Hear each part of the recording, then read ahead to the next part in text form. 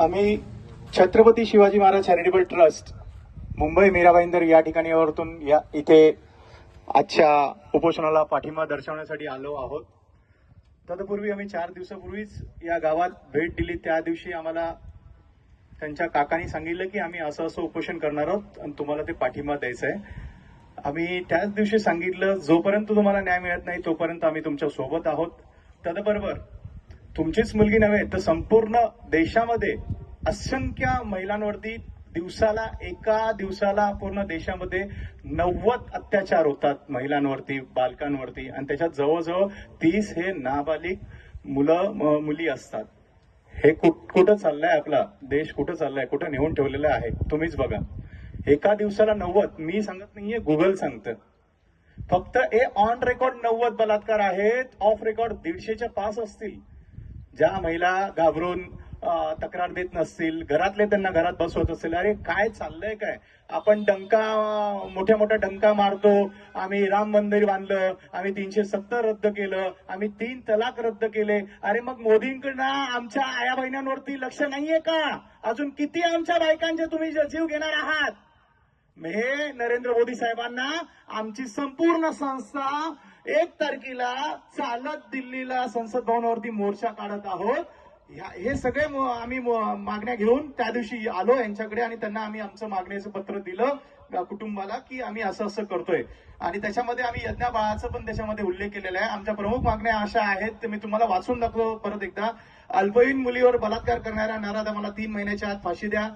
छत्रपती शिवाजी महाराज यांच्या काळातील छत्रपती शासन लागू करून महिलांवर बलात्कार करणाऱ्या व्यक्तीचा चौरंग करा. मालेगाव येथील यज्ञा बाळावरती अत्याचार करणाऱ्या नराधमाला 3 महिन्याच्या आत फाशीवरती लटकवा. महिलांच्या सुरक्षेसाठी येत्या अधिवेशनात कठोर कायदा करा. जो आता 1 तारखेला आपलं अधिवेशन सुरू होतंय देशाचं आणि ते 19 तारखेला संपतंय. महिलांच्या बाबतीत देशातील न्याय व्यवस्था व कायदे सुधारा. कायद्याची कठोर अंमलबजावणी करण्यात यावी. आणखीन एक वेगळा मुद्दा आहे की देशात पोर्नोग्राफी व्हिडिओ हे 100% बॅन झाले पाहिजेत. ही मानसिकता मुलांमध्ये येते कुठून? हे पण कुठेतरी सरकारने शोधलं पाहिजे. ही मानसिकता येते कुठून? तर त्याच्यात 30 ते 40% वाटता हा पोर्नोग्राफी व्हिडिओचा आहे. आणि हे पोर्नोग्राफी व्हिडिओ 100% आपल्या देशातून बंद झाले पाहिजेत. तुम्ही समोरून बंद केलंय पण पाठीमागच्या दारातून ते संपूर्ण चालू आहेत आणि यांचा कुठे परिणाम हा आपल्या मुलांवरती होत आहे. आणि आमचा शेवटचा मुद्दा असा आहे की जे शिशु वर्गापासून मुलींना संरक्षणाचे धडे देण्यासाठी कायदे करा. त्यांना कराटे वगैरे शिकवा. लहान मुलापासून म्हणजे लहान वयापासूनच त्यांना संरक्षणाचे धडे देण्याचे तुम्ही प्रयत्न करा. हे आम्ही का घेऊन चाललोय? कारण की आम्हाला नरेंद्र मोदींवरती विश्वास आहे. ते हे सगळं करू शकतील. तुम्ही 370 रद्द करू शकता, तुम्ही 3 तलाक रद्द करू शकता, तुम्ही राम मंदिर बांधू शकता. तर माझ्या आया बहिण्यांचं रक्षण करण्यासाठी येणाऱ्या अधिवेशनामध्ये तुम्हाला हा कायदा करावाच लागेल. अन्यथा आम्ही तोपर्यंत संसद भवनावरून मी तरी हटणार नाहीये. मी 1 तारखेला चालत जातोय इथून. जे येतील ते समाजाचे असतील आणि जे येतील त्यांना खरंच असं वाटत असेल की खरं बाबा हे झालंच पाहिजे आणि ते स्वतःहून आमच्या मीरा भाईंदरला 1 तारखेला 11 वाजता मीरा भाईंदरला छत्रपती शिवाजी महाराज यांच्या या ठिकाणी आरती वगैरे करून आम्ही हा आमचा मोर्चा दिल्लीकडे प्रस्थान करणार आहोत. आपलं बाळ तर गेलं, यज्ञा बाळ तर गेलं, पण इतर बाळांबरोबर या सगळ्या घटना घडल्या नाही पाहिजेत. या कारणास्तव हा मोठा मोर्चा आम्ही आयोजित केलेला आहे. मी तुम्हाला इथे नमूद करू इच्छितो की इस्लाम धर्मामध्ये शरिया कानून लागू आहे. बलात्कार करणाऱ्या माणसाला टेचून मारतात. तर माझ्या महाराष्ट्रामध्ये छत्रपती शासन का लागू होऊ शकत नाही? मला सांगा, हिंदू धर्मामध्ये हा छत्रपती शासन कधी लागू करणार आहात? शरिया कानूनच्या अंतर्गत त्या माणसाला टेचून मारलं जातं. अशी बलात्काराची शिक्षा आहे.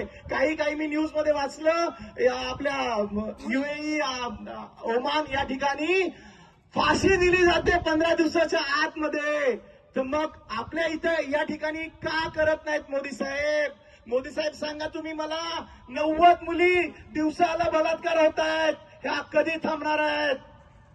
यावरती तुम्ही कधी ठोस पाऊल उचलणार आहात? मोदी साहेब, 1 तारखेला तुमचं अधिवेशन सुरू होतंय, 19 तारखेला संपतंय. आमची संपूर्ण आशा असेल की तुम्ही या अधिवेशनामध्ये कायदा कराल, अन्यथा आमचं असं म्हणणं होईल तुम्हाला अजून आमच्या आया बहिणींच्या जीवा घ्यायच्या आहेत, नंतर तुम्ही कुठेतरी जाऊन आमच्या आया बहिणींचा विचार कराल.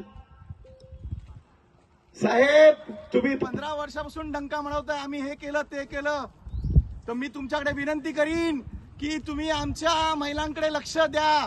बंद झालंय. हे सगळे मुद्दे घेऊन आम्ही 1 तारखेला चालत जात आहोत. ज्यांना शक्य नाही, आणखीन एक आम्ही असा मुद्दा चालवला आहे आमच्या संस्थेतर्फे, ज्यांना शक्य नाही यायला तिकडे, त्यांनी पीएमओला पत्र पाठवा आणि आमच्या देशामध्ये महिलांच्या सुरक्षेसाठी कायदा तयार करा, असं आम्ही एक चळवळ सुरू केलेली आहे. काल रात्रीपासून आम्ही आमचे जेवढे समोर तुम्हाला बसलेले आहेत सगळे यंग मुलं आहेत आणि हे सगळे यंग मुलं हे सगळं चळवळ सुरू केलेली आहे. पीओला आम्ही पत्र पाठवलेले आहेत आमच्या मागण्याचे.